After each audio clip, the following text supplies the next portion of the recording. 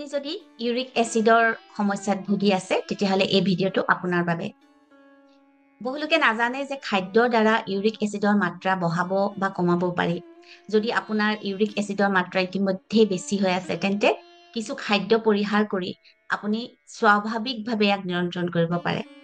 আজি মই আলোচনা কৰিম 5টা এনে খাদ্যৰ বিষয়ে যিবোৰ আপুনি খাদ্যৰ পৰা আঁতৰালে আপোনাৰ ইউৰিক এচিড স্বাভাৱিক হ'ব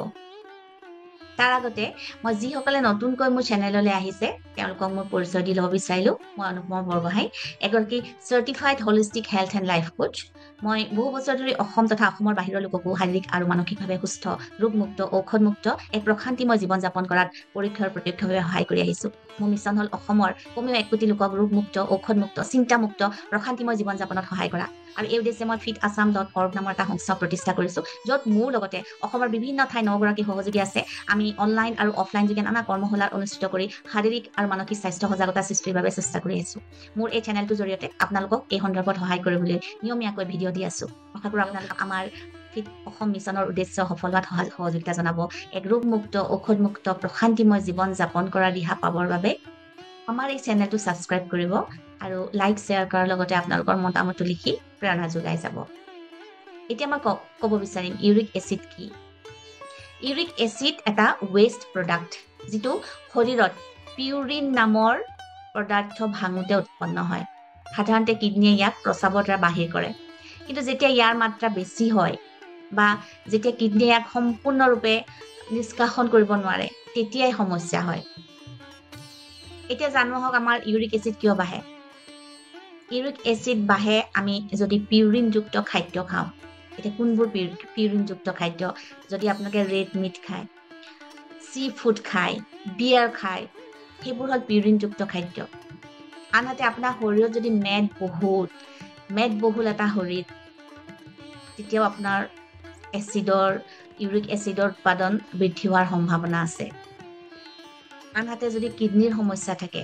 কিডনীয়ে তেতিয়া ইউৰিক এচিড ফিল্টাৰ কৰিব নোৱাৰে মদ্যপান বিশেষকৈ বিয়েৰে ইউৰিক এচিডৰ মাত্ৰা বহুত বঢ়াই দিয়ে আৰু কিছুমান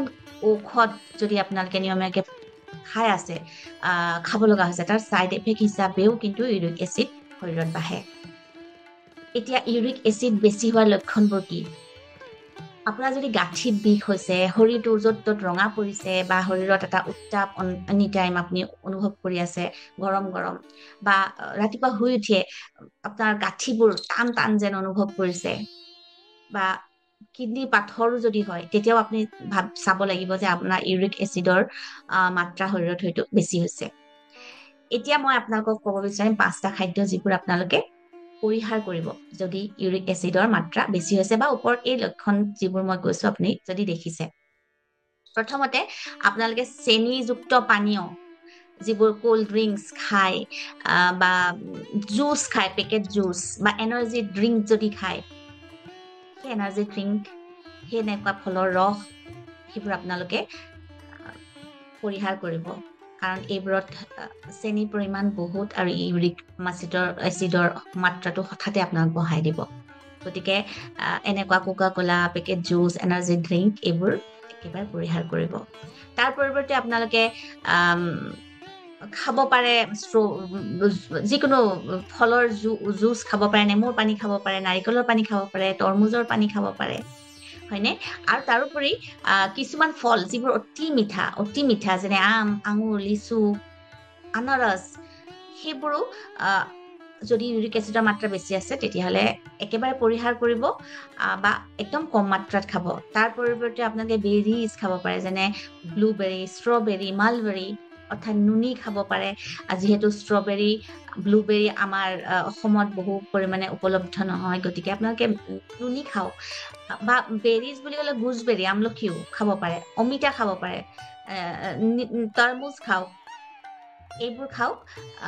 বাকী এই ওপৰত মই যিকেইটা ক'লো আম আঙুৰ লিচু আনাৰস বা যিকোনো পেকেট জুচ এনাৰ্জি ড্ৰিংক সেইবোৰ পৰিহাৰ কৰক এতিয়া দ্বিতীয় খাদ্যবিধ হ'ল আপোনাৰ উচ্চ পিউৰিনযুক্ত দাইল আৰু শস্য যিবোৰ দাইল জাতীয় শস্য মাহ জাতীয় শস্য সেইবোৰ ৰাজমাহ কাবুলি চানা মুগ দাইল এইবোৰেও ইউৰিক এচিড বঢ়ায় গতিকে ৰাজমাহ, কাবুলি চানা, মুগ দাইল এইবোৰ বহু বেছিকে নাখাব যদিহে ইউৰিক এচিডৰ মাত্ৰা আপোনাৰ বেছি আছে। তাৰ পৰিৱৰ্তে আপোনালোকে টফু খাওক বা গজালি ওলোৱা মগু আপোনালোকৰ কাৰণে ভাল। কিনোয়া খাব পাৰে, মিলেট খাব পাৰে।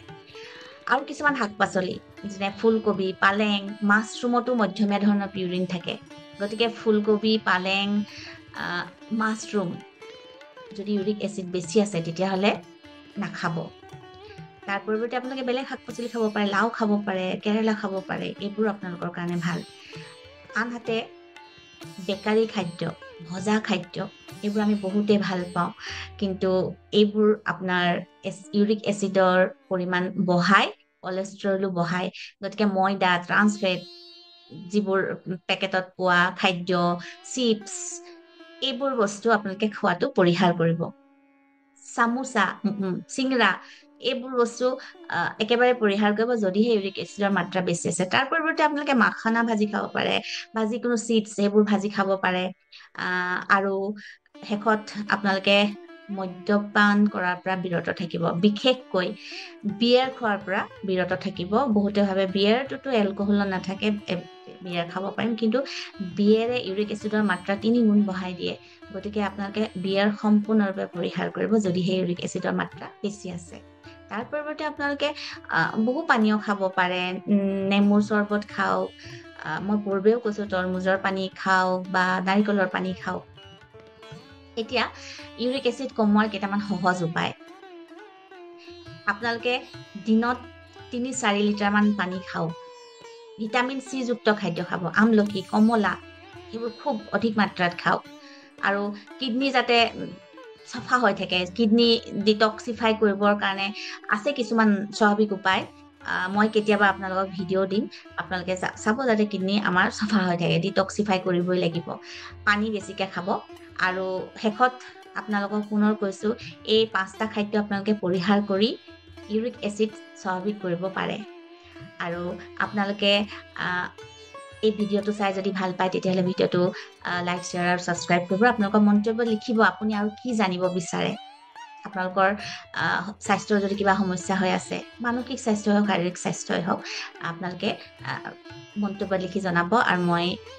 আপোনালোকক সময় উলিয়াই তেনে ভিডিঅ' দিবৰ কাৰণে চেষ্টা কৰিম। অশেষ ধন্যবাদ।